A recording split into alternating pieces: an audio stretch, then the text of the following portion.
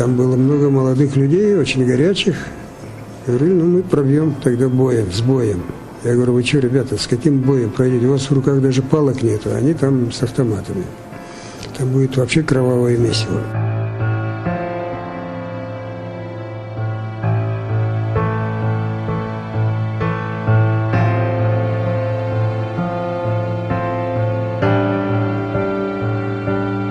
Тоталитарные режимы рухаются, падают, распадаются неожиданно.